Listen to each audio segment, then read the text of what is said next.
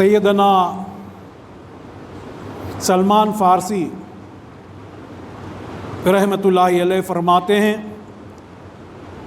کہ رحمت عالم صلی اللہ علیہ وسلم نے ماہ شعبان کے آخری دن یہ خطبہ ارشاد فرمایا کہ اے لوگو، تمہارے پاس ایک ایسا برکت والا مہینہ جلوہ گر ہو رہا ہے جس کی ایک ساعت ایسی بھی ہے جو 1000 مہینے سے بہتر ہے، ایک رات ایسی ہے۔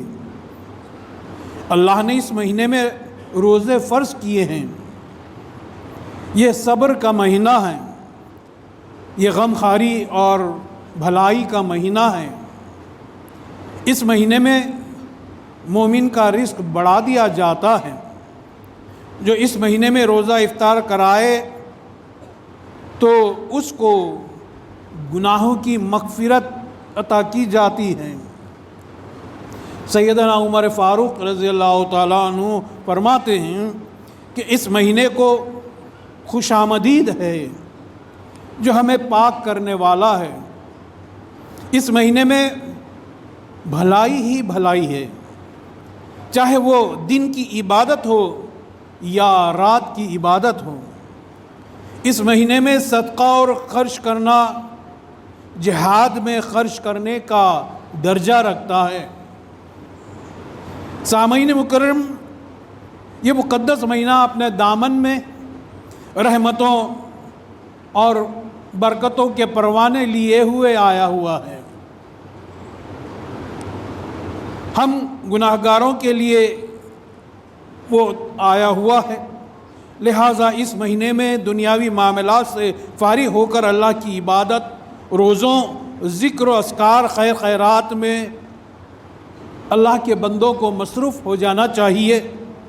اس مہینے کا نام جو رمضان ہے اس کا اصل لفظ رمضاں ہے، اور رمضاں کے معنی موسم خزاں میں جو بارش ہوتی ہے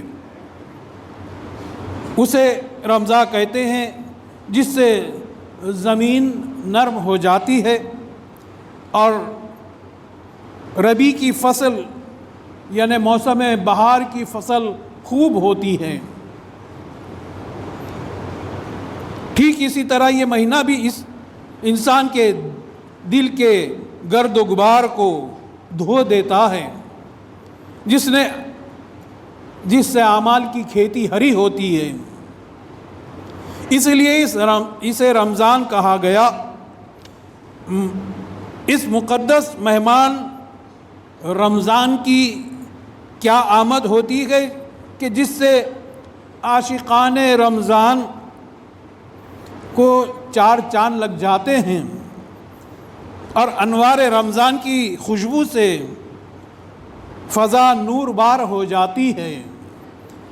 عام دنوں کی بات انسان دیکھتا ہے اور جب رمضان کو دیکھتا ہے تو محسوس کرتا ہے کہ رمضان کے دنوں کی نورانیت ہی کچھ الگ سی نظر آتی ہے۔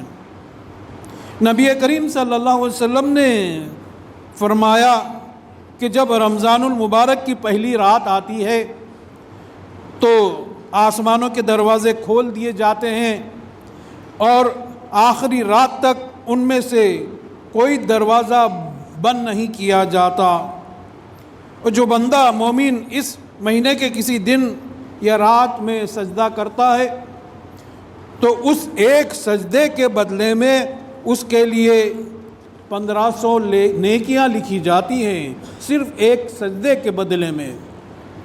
سیدنا عباس رضی اللہ تعالیٰ عنہ کہتے ہیں کہ میں نے رسول صلی اللہ علیہ وسلم کو یہ فرماتے ہوئے سنا ہے کہ بے شک جنت کو 1 سال سے دوسرے سال تک رمضان کے آنے تک سجایا جاتا ہے۔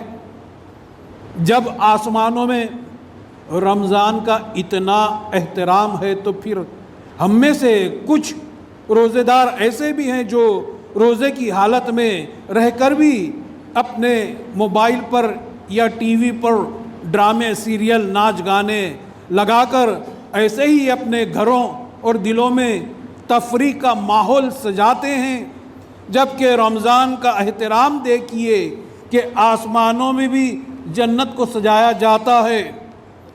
ایسے میں ہم کو چاہیے کہ اس مقدس ایک مہینے کا اہتمام کرتے ہوئے اپنے گھروں میں ٹی وی وغیرہ کو بالکل بند رکھا جائے۔ اس سے ہمارے چھوٹے بچوں کو بھی عبرت اور نصیحت ملتی ہے، اور جتنا ہو سکے اپنے گھروں کو قرآن کی تلاوت، اللہ کے ذکر کی محفلوں سے آباد اور پاک و صاف رکھا جائے۔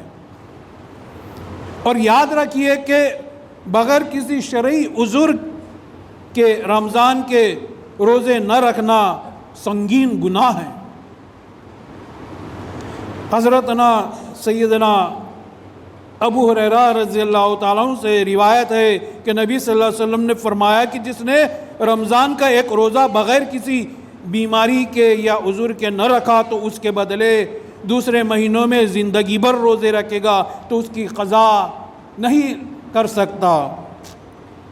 جو لوگ رمضان کے مہینے کو پا کر بھی روزے نہیں رکھتے، نمازیں نہیں پڑھتے، اللہ کی عبادت نہیں کرتے، ان کو اس بات پر غور کرنا چاہیے کہ رمضان المبارک اللہ تعالیٰ کا مہینہ ہے، اور رمضان المبارک کو اللہ نے فرمایا کہ رمضان میرا مہینہ ہے۔ مطلب یہ ہوا کہ رمضان کے مہینے کو اللہ نے اپنی طرف نسبت دی ہے، اللہ نے اسے اپنا مہینہ بتلا دیا تاکہ لوگ سال کے 11 مہینے مال کمانے کی دوڑ دھوپ میں لگے رہے، ہم سے دور رہے، اپنے دنیاوی کاروبار میں الجھے ہوئے رہے۔ ہم ان لوگوں کو رمضان میں اپنا قرب، اپنی نزدیکی عطا کرتے ہیں۔ ہم ان سے کہتے ہیں کہ تم ہم سے بہت دور چلے گئے تھے، دنیا کے کام دھندوں میں الجھ گئے تھے، تمہاری سوچ، تمہاری فکر، تمہارے خیالات، تمہارے سارے کام دنیاوی کاموں میں لگے ہوئے تھے، اب ہم تمہیں ایک مہینہ عطا کرتے ہیں، میرا مہینہ ہم تمہیں عطا کرتے ہیں، اس مہینے میں تم ہمارے پاس آ جاؤ، کیونکہ یہ مہینہ ہمارا مہینہ ہے، یہ اللہ کا مہینہ ہے۔ اس لیے رمضان کو اللہ نے اپنا مہینہ کہا۔ اس مقدس اللہ کے مہینے میں روزہ ہر سال ہر مسلمان عقل رکھنے والے اور بالغ پر فرض ہے۔ لڑکا یا لڑکی بالغ نہ ہو تو ان پر روزہ فرض نہیں۔ ہاں، اگر کوئی نابالغ بچے خوشی سے روزہ رکھ لیتے ہیں تو ان کے لیے ثواب ہے۔ اگر ان میں روزہ رکھنے کی طاقت ہے تو ان کو روزہ رکھنے کی ترغیب دلانی چاہیے تاکہ بالغ ہونے پر ان میں روزہ رکھنے کا شوق پیدا ہو۔ جب لڑکے کی عمر 12 سال اور لڑکی کی عمر 9 سال کی ہو جائے، ان میں بالغ ہونے کی علامتیں پائی جانے لگے تو ان پر روزہ فرض ہو جاتا ہے۔ روزہ رکھنے کے لیے نیت فرض ہے، بغیر نیت کے روزہ نہیں ہوتا۔ دراصل نیت دل کے ارادے کو کہتے ہیں۔ دل میں یہ نیت ہو کہ میں اللہ کی رضا اور خوشی کے لیے روزہ رکھتا ہوں، اس طرح دل میں نیت کر لی تو وہ کافی ہے۔ زبان سے نیت کے الفاظ کہنا بھی درست ہے۔ نیک نیت کے الفاظ ہر شخص اپنی زبان میں کر سکتا ہے، عربی میں ہی نیت کرنا ضروری نہیں ہے۔ رمضان کے روزے کی نیت رات سے بھی درست ہے۔ سحری کے وقت صبح صادق سے پہلے کر سکتے ہیں۔ اگر روزے کی نیت کرنا سحری میں بھول جائے تو زوال سے پہلے نیت کر لینا ضروری ہے۔ سحری کا کھانا سنت ہے، اگر بھوک نہ ہو تو 2-3 لقمے ہی کھائے یا پانی پی لے، مگر وہ سحری کا اہتمام کرے۔ سحری افضل ہے۔ سحری کا وقت کب تک ہے یہ جاننا بھی ہر مسلمان کے لیے ضروری ہے۔ سحری کا وقت اس وقت تک باقی رہتا ہے جب تک رات ہے، جیسے ہی رات ختم ہوتی ہے صبح صادق کا وقت شروع ہوتا ہے۔ اس سے معلوم ہوا کہ صبح صادق سے کچھ منٹ پہلے تک سحری کر سکتے ہیں۔ روزہ دراصل صبح صادق سے لے کر غروب آفتاب تک کھانے پینے سے اور شریعت نے جن چیزوں سے بچنے کو کہا گیا ہے ان سب چیزوں سے غروب آفتاب تک رکے رہنے کا نام ہی روزہ ہے۔ اب آئیے اس ماہ مقدس میں ہم اس ہستی کو بھی یاد کر لیں جن کی بحریام اور عرس مبارک ہم اس سے ابھی گزرے ہیں۔ وہ ہستی موجود حضرت بندگی میاں سید محمود ثانی مہدی رضی اللہ تعالیٰ عنہ ہیں۔ حضرت بندگی میاں سید محمود ثانی مہدی رضی اللہ تعالیٰ عنہ جو مہدی علیہ السلام کے فرزند ہیں، ان کی ولادت جونپور میں ہی ہوئی اور آپ کا ابتدائی زمانہ جونپور میں ہی گزرا۔ آپ جب پیدا ہوئے تو حضور صلی اللہ علیہ وسلم بذات خود حضرت مہدی علیہ السلام کے خواب میں آئے اور کہا کہ بندے کا نام چوتھے آسمان پر محمود ہے، لہٰذا آپ کا یہی نام رکھیے۔ حضرت مہدی موعود علیہ السلام نے اللہ کے حکم سے 40 سال کی عمر میں جونپور سے ہجرت کی تو آپ بھی قافلے کے ساتھ تھے۔ اس وقت آپ کی عمر 18 سال کی تھی۔ مہدی موعود علیہ السلام کی ہجرت کی پہلی منزل داناپور تھی۔ وہیں حضرت سید محمود ثانی مہدی رضی اللہ تعالیٰ عنہ نے مہدی السلام کی تصدیق کی اور آپ کا بال الا اللہ ہو چکا تھا۔ تصدیق کے ساتھ ہی فنا فی اللہ کے مقام پر پہنچ گئے تھے۔ غور کی بات تو یہ ہے کہ جیسے ہی حضرت مہدی موعود علیہ السلام جونپور سے ہجرت کر کے نکلے، جس مقام پر پہنچے آپ کے بیان قرآن کی لوگوں میں دھوم مچنے لگی۔ آپ نے اپنے واعظ و بیان سے لوگوں کے دل موہ لیے۔ ہزاروں مورخین، علماء اور اولیاء اور صوفیاء نے آپ کی تصدیق کی۔ حضرت بندگی میاں سید محمود ثانی مہدی رضی اللہ تعالیٰ عنہ اس سفر میں ساتھ رہے۔ حضرت مہدی موعود علیہ السلام کی صحبت میں آپ کا رواں الا اللہ ہو گیا تھا، تو حضرت مہدی علیہ السلام نے فرمایا کہ جو لوگ بندے کی صحبت میں ابھی درجہ کمال کو نہیں پہنچے، وہ بھائی محمود کی صحبت میں اس مقام پر پہنچ جائیں گے۔ حضرت مہدی موعود علیہ السلام کے اس فرمان کو کہ جو بندہ جتنا زیادہ مال و دنیا کو اللہ کی راہ میں چھوڑے گا اتنا زیادہ اللہ کے یہاں اجر اور درجہ پائے گا، اس فرمان کو سن کر حضرت بندگی میاں سید محمود ثانی مہدی رضی اللہ تعالیٰ عنہ نے کسب کا ارادہ کیا اور ویرم گاؤں اور سانتیج کے آپ جاگیردار بنے۔ جب دنیا آپ کے قدم چومنے لگی اسی وقت آپ نے ترک دنیا کر لی اور اس وقت حضرت مہدی موعود علیہ السلام سے فرح میں جا کر پھر آپ کی صحبت میں رہنے لگے۔ جب آپ فرح مبارک آ رہے تھے تو کسی نے حضرت مہدی موعود علیہ السلام سے پوچھا کہ فرزند کے آنے کی آپ کو اس قدر خوشی ہے؟ تو آپ مہدی موعود علیہ السلام نے فرمایا کیوں نہ ہو کہ بیٹا فرما بردار ہو کر آ رہا ہے، اور یہ الفاظ استعمال کیے کہ پوت ہو کر آ رہا ہے، اور بھائی محمود سے لوگوں کو فیض پہنچے گا۔ حضرت مہدی موعود علیہ السلام کے وصال کے بعد حضرت ثانی مہدی رضی اللہ تعالیٰ عنہ نے فرح سے ہجرت کر کے بھیلوٹ میں دائرہ باندھا۔ دین مہدی کی اشاعت کے لیے حضرت ثانی مہدی نے اتنی تکلیفیں اٹھائیں کہ آپ کو قید کر کے پیروں میں وزندار لوہے کی بیڑیاں پہنا دی گئیں، جس کے وزن سے آپ کے پیر میں زخم کی وجہ سے ناسور پڑ گئے تھے۔ کسی نے آپ کی تکلیف کا حال پوچھا تو آپ نے کہا کہ تکلیف کا حال مت پوچھو، اگر میں کہتا ہوں کہ درد نہیں ہے تو یہ جھوٹ ہوگا، اور اگر میں یہ کہوں کہ درد ہے تو اللہ کی شکایت ہوگی۔ دیکھیے کہ خلیفۃ اللہ کے فرزند کی کیا شان تھی کہ آپ نے کس طرح سے اس نصیحت کو لوگوں کے سامنے پیش کیا۔ اس تکلیف میں بھیلو شریف میں 4 رمضان کو آپ کا وصال ہوا، اس وجہ سے 3 رمضان کو بہر عام منا کر آپ کا فیض تقسیم کیا جاتا ہے، اور 4 رمضان وصال کے دن آپ کا عرس گھر گھر منایا جاتا ہے۔ آپ کے تعلق سے حضرت مہدی موعود علیہ الصلوۃ والسلام نے فرمایا کہ بھائی محمود جہاں ہے بندہ وہیں ہے، بھائی محمود سے بندہ جدا نہیں ہے۔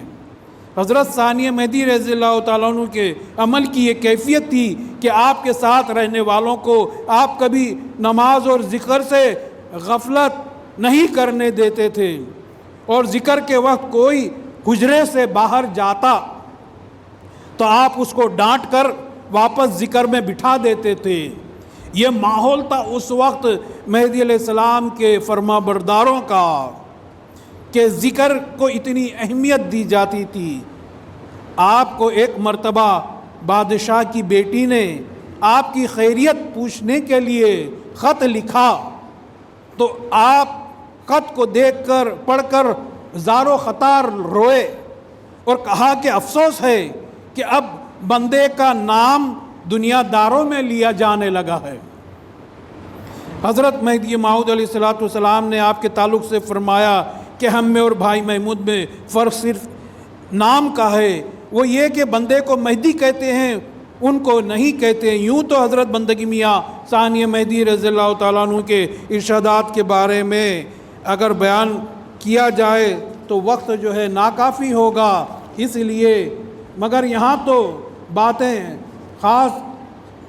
ایک بات خاص بیان کرنا ضروری ہے، وہ یہ کہ نماز ایک ایسا فرض ہے جس کو ادا کرنے کے لیے احتیاط کی بھی بہت ضرورت ہوتی ہے۔ یہ نہیں کہ بھئی وقت ہو گیا چلو نماز پڑھ لو آ جاؤ، دوسری چیزوں کو ہم نہیں دیکھتے۔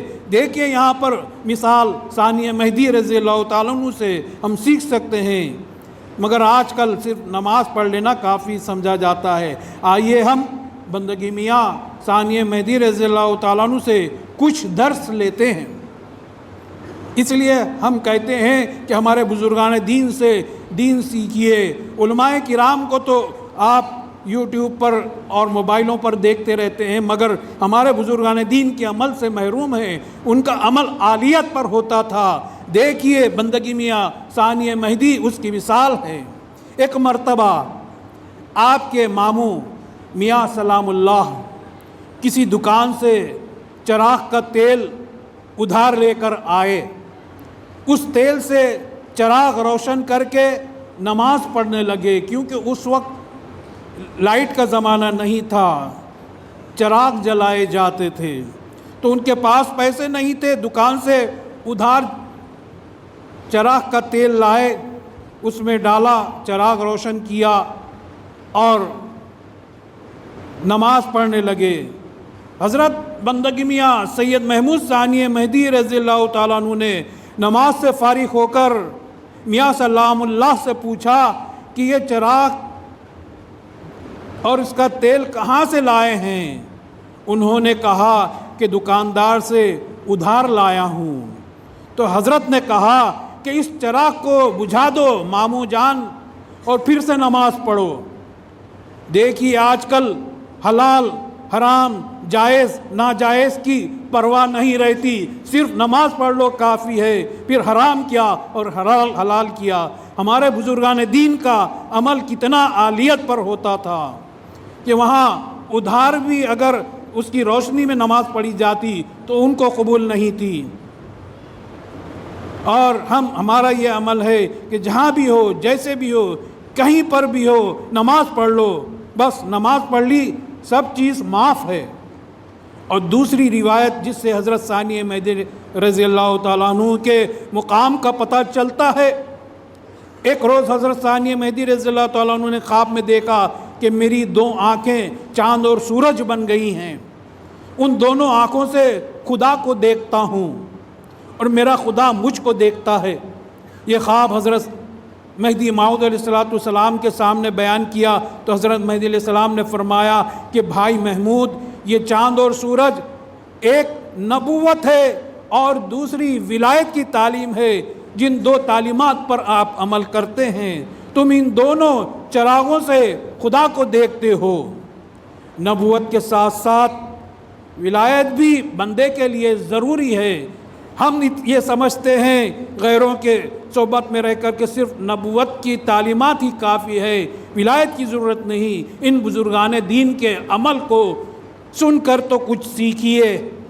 اللہ رب العزت سے دعا ہے کہ اے اللہ تو ہمیں ولایت کی وہ آنکھ عطا کر جس کے ذریعے ہم نبوت اور شریعت کے احکام کو پہچان کر اس پر عمل کر سکیں۔ ہم پر عمل رسول اور عمل مہدی کو اپنانے کی توفیق عطا فرما، ہماری نمازوں کو قبول فرما، ہمیں حلال اور حرام میں فرق کر کے حرام سے بچا کر حلال کو اپنانے کی توفیق عطا فرما۔ آمین ثم آمین۔ بارک اللہ لنا ولکم فی القرآن العظیم ونفعنا وإیاکم بالآیات و ذکر الحکیم، انہ تعالی جواد ملک بر رؤوف الرحیم۔